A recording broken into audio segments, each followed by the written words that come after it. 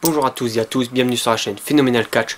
On se retrouve aujourd'hui pour le premier épisode de ce tout nouveau concept qui s'intitule Ciné Catch. Le principe il est simple, on va critiquer, même si c'est plutôt une présentation, d'un film qui parle soit de catch, ou alors d'un film plutôt méconnu, mais dont l'acteur principal est un catcheur connu.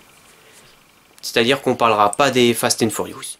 Et pour ce tout premier épisode de Ciné Catch, je ne pouvais bien sûr que commencer par littéralement le meilleur film qui parle de catch et un des meilleurs films tout court, The Wrestler. Donc du coup, The Wrestler, sorti en 2008 et réalisé par Darren Aronofsky, raconte l'histoire de Randy le Bélier, star du catch des années 80-90, qui malheureusement ne catch plus que désormais le week-end dans des shows de catch indépendants, et malheureusement suite à un problème cardiaque, il va devoir prendre sa retraite et va tenter de prendre une vie un peu plus normale, mais ça va être beaucoup plus dur que prévu et tout ne va pas se passer exactement comme prévu. Le film est tout simplement génial, du début jusqu'à la fin. C'est un véritable drame, on s'attache beaucoup au personnage de Randy. On sent que voilà, c'est un homme qui est un petit peu quand même en fin de vie, qui tente de rattraper le temps perdu, notamment avec sa fille. Et on voit que voilà, il est un petit peu maladroit sur certaines choses. Et voilà, c'est un personnage qui est vraiment ultra attachant. Beaucoup d'autres personnages sont assez attachants tout le long du film, hein, ça vous verrez. La réalisation est juste magnifique. Les combats de catch qu'il y a dans le film sont vraiment incroyables. Juste pour le coup, ils sont assez courts quand même. C'est assez dommage, j'aurais peut-être préféré des matchs légèrement plus longs dans les films. Mais les matchs sont quand même très bien filmés. Par moments, on pourrait croire qu'on est vraiment en train de regarder un show de catch, c'est assez amusant. Le film ne crache pas sur le catch ou ne parodie pas le catch. Par contre, ça montre vraiment, on va dire, l'envers du décor du catch, notamment tout ce qui concerne le fait de se faire saigner. On voit comment les matchs sont préparés en amont, tout ça, comment les catcheurs se comportent dans les coulisses. On voit notamment toute une scène où on voit un mec qui distribue des médicaments et des trucs de dopage dans les vestiaires. C'est vraiment...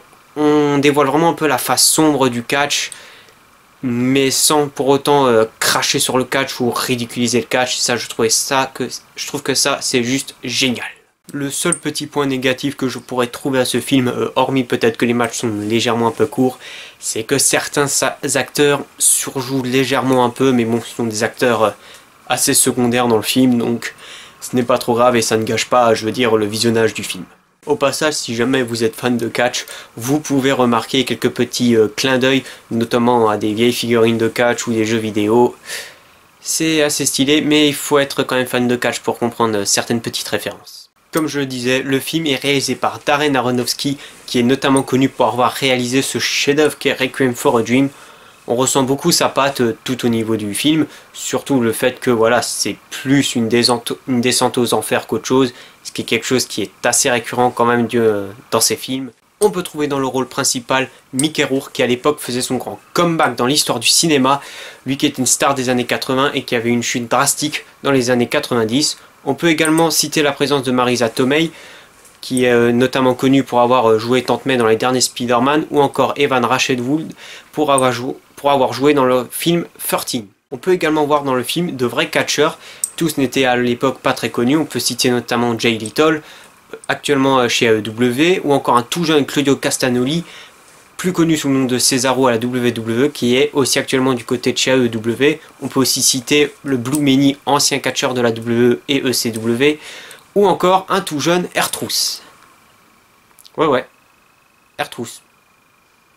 Ouais, R-Truth joue bien dans ce film. D'ailleurs, avant de choisir Mickey Rourke, Darren Aronofsky hésitait entre Nicolas Cage et Hulk Hogan pour le rôle principal.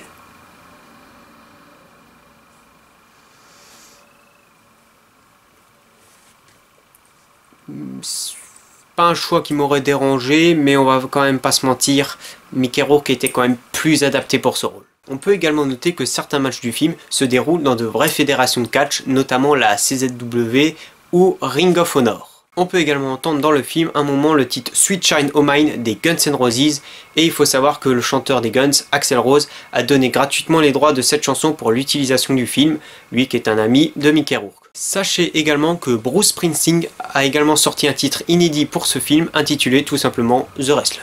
À sa sortie, le film a rencontré un très gros succès, très positif et notamment très apprécié de certains fans de catch, mais également de beaucoup d'autres personnes qui ne sont pas fans de catch. Et ce film est très souvent cité comme l'un des meilleurs films de Darren Aronofsky.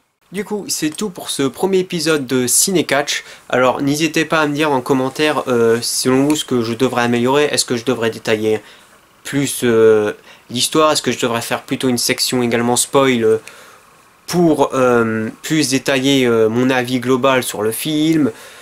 Voilà, dites-moi tout ça en commentaire, ça m'aiderait beaucoup pour améliorer ce tout nouveau format. Si ça vous a plu, abonnez-vous, likez, commentez, partagez, et moi je vous dis à la prochaine pour de nouvelles vidéos. Ciao!